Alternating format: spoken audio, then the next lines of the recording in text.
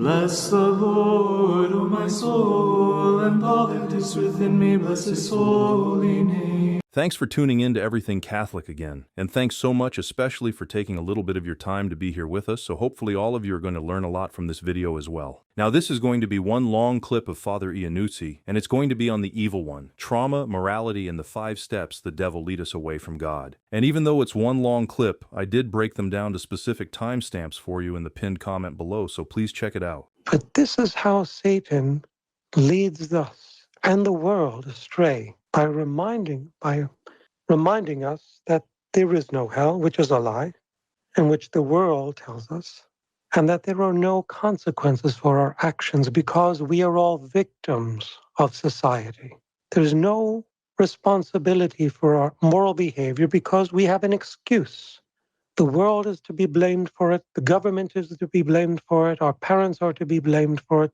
Our schools are to be blamed for it. The bad court systems and judges are to be blamed for it, but we are innocent. And this is Satan's lie. You see, morality is never influenced by the traumas we experience in life. Whether we're raised by abusive parents or an abusive government structure, morality is not influenced by that. But psychology is, and sometimes biology is. Let's take, for example, Bernadette of Lourdes. Here we have a saint born in very poor, impoverished surroundings, very little food on the table, very bad hygiene, and she was coughing and got TB, tuberculosis, possibly from her home, where there was mildew on the walls all the time. And her sister, and you won't find this in many hagiographical books, was a 180-degree personality in relation to Bernadette. Bernadette was a saint, her sister was not. She was a little devil. So how can one explain 2 sisters growing up in the same home under the same parents, taking 2 different paths? And this is not just the case with Bernadette, it's the case with other saints, right? But I just use Bernadette as one small example because we have a free will and we can freely choose to respond to external pressure or traumas in different ways. Certainly we have, by God, different proclivities and natural predispositions that incline us more or less to respond to certain external injustices or traumas or influences. So a person may be more sensitive to one issue than another person based on their predispositions that God gives them. Some people are just naturally sensitive by nature. A sharp word will set them off. So other people are very thick-skinned by nature, and you can scream in their face and it won't bother them till you scream 10 times. The little flower once said, some people are so gentle, you have to take them by the tip of their wings, and others are so rough that you have to take them by the scruff of their collar when correcting them. So considering all that, morality is not, or I should say morality does not change because of the traumas one experiences. In other words, God's law of doing good and avoiding evil does not undergo changes because of certain external influences that affect our psyche or our biology. When I speak of biology, I'm talking about things that can be inherited by birth. Let's say a parent abuses a chemical substance. Well, that chemical substance will invariably alter the genes of the child. This has been proven. And that child will have to grow up with a certain genetical anomaly. And there could be other cases like this, where they're called genetic markers in biology, where doctors have found that certain traumas or even abuses of the parent or a grandparent can be transmitted biologically, not morally, to the offspring. Now, what does God do with that? Why does God permit it? Because a person can use that, like Margaret of Castello, right, who was born with a physical deformity, and yet she became a saint in a convent. God can use physical imperfections, physical defects, as well as psychological defects. And these don't necessarily provide an obstacle to the work of his grace in a soul.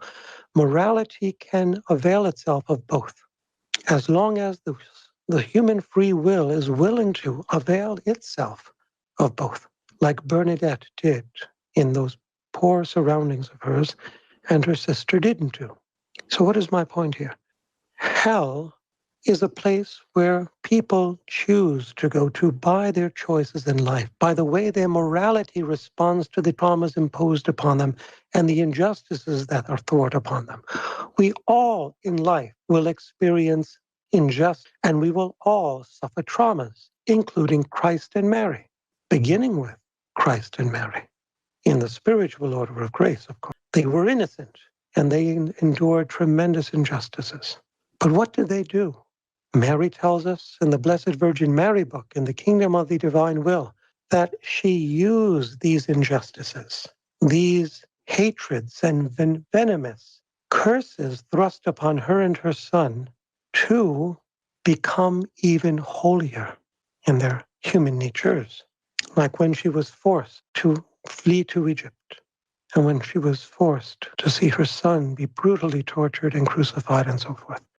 So we can use these traumas we experience in life that we don't want, that we don't ask for, in order to bring about grace in the world and creation's freedom. So souls that are in hell are those that refuse to avail themselves of the injustices and of the traumas they experience in life, but rather kick against the goad. They curse God instead of seeing with the eyes of faith that through suffering and through the cross, when offered up to God with the right intention, freedom can come about in the world. Injustices can be abolished once and for all. So true social action is not found in activism, it's found in abandoning one's will to the will of God. And speaking of social activism, I'm reminded of the fall. Speaking also of the souls in hell, I'm reminded of the fall of St. Peter. I recall when I was a teenager, I would listen to the cassette tapes of Archbishop Fulton Sheen. Now, I went to public school. I never went to Catholic school. No one in my family was in the religious life.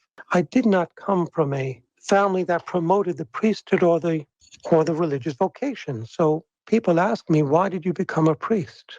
And I have no natural explanation for it, except it was a grace given to me by God through Mary at Medjugorje in 1988. I always had a longing to love God, but I never thought of becoming a priest until when I went to Medjugorje in 1988, the Marian year, at the request.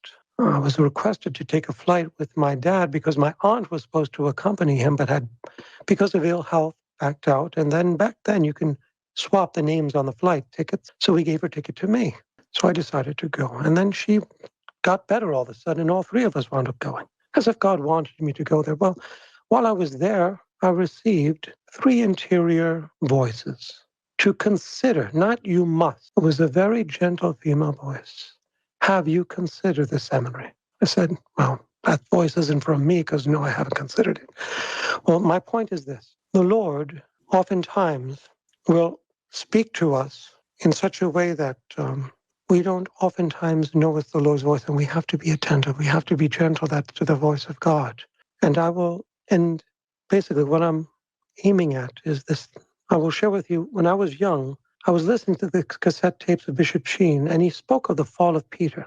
And if I recall correctly, he broke it down to about 5 steps. And I think and we all follow the same pattern that is inspired by Satan. Remember, Jesus said to Peter, "Get behind me, Satan." So already Jesus saw that Satan was playing upon Peter's psyche when Peter was trying to tell the Lord not to go ahead with his plan to suffer and die and leave them because he was speaking against the will of God.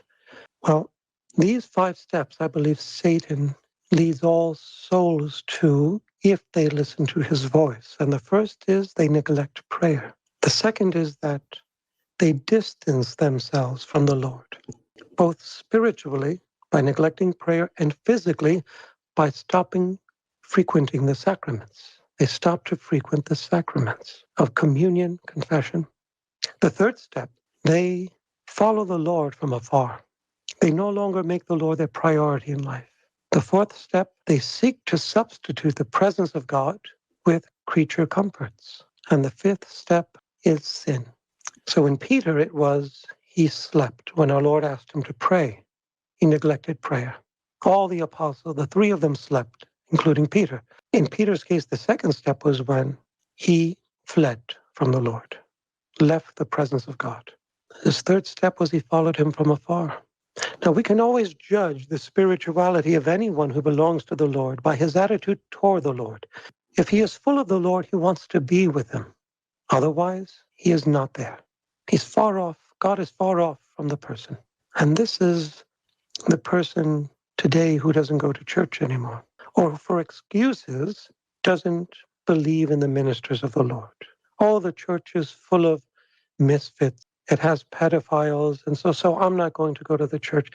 Instead of availing themselves of these traumas, of these obstacles, they use it as an excuse to leave the presence of the Lord.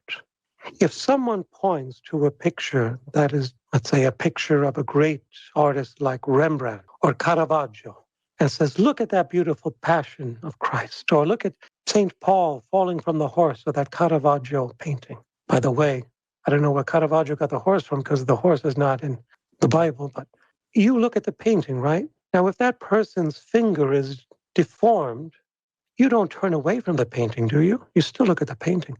Similarly, the priest may be imperfect, but he's leading you to Christ. Imperfect as he is, you still go to Christ. Peter's fourth fall was when he warmed himself by the fire and sought to replace the presence of God that he abandoned with a false substitute of creatures. He was with, I think, 3 other women at the fire warming his hands. And finally, he betrayed the Lord. Our will, our memory, our intellect have the capacity, the image of God, to always be united with God in prayer. Never sleeping, but being vigilant in prayer. We always have the capacity to be present to our Lord, never distance ourselves physically from him. We can always have the rosary before us, the crucifix before us. We can have the sacramentals before us. We can visit the Blessed Sacrament often. We can join online in Eucharistic adoration vigils. We always have the capacity of the divine will in our soul to follow the Lord closely, making him the priority of our life, and not seek to replace him with activism, false substitutes. You know, Peter became an activist when he distanced himself from our Lord. And oftentimes the devil uses overactivity to lead us away from prayer, whereas prayer is the soul of all activity. It is the soul of the apostolate that is carried out in the church and in the world. And if we actualize these latent potencies in our intellect, our memory, and our will, we not only will remain always in the grace of God without any interruptions, but we will remain in his most holy will and advance from degree to degree. Satan has his hour, but God has his day. We are now living in the hour of shadows, the hour of Satan that Jesus spoke of to Judas in the Garden of Gethsemane, when he said, now is the hour of shadows, the hour of evil. But Jesus said to the scribes and the scribes and Pharisees, when they said that Herod is seeking to kill him, tell that fox that I have but 3 days of work. So Jesus has his day. Satan has his hour. Now, when Jesus used this expression, he was speaking figuratively. The first 2 days were dedicated to convincing men of his divinity, and days is a figurative expression. The third day was of his resurrection. We possess the capacity in our intellect, memory, and will to set all creation free from its slavery to corruption, if only we remain united with God in prayer without neglecting our daily prayers, not one day, by keeping a physical and spiritual presence of God in our lives, by not falling into overactivity, which the devil uses more, I believe, than any other distraction to take us away from prayer in the presence of Christ, so that we don't fall into sin. If we keep our daily checks and balances, then we will not fall intermittently away from God's favor, and will continue to grow in leaps and bounds in God's divine will. And God will restore to us this garment of light, Though we may not be able to behold it with our naked eyes, he will still restore it to us. Because in this garment is that power that preserves the image of God, the image of our Creator, and the gifts with which Adam and Eve were endowed, the gifts of innocence, holiness, beatitude. All goods are enclosed in man by virtue of this royal garment of the divine will. In creating Adam, the divinity placed him within the Son of the divine will and all creatures within him. The Son served as a garment not only for his soul, but its refulgent rays were so numerous that they also covered his body. Well then, that will be all for the video this time. And as always, thank you so much for taking the time to be here with us, and hopefully all of you have learned something from this video. Remember, if there is any feedback or suggestion, please let us know in the comments below. And until the next one, Merry Christmas to all of you, and may God bless you.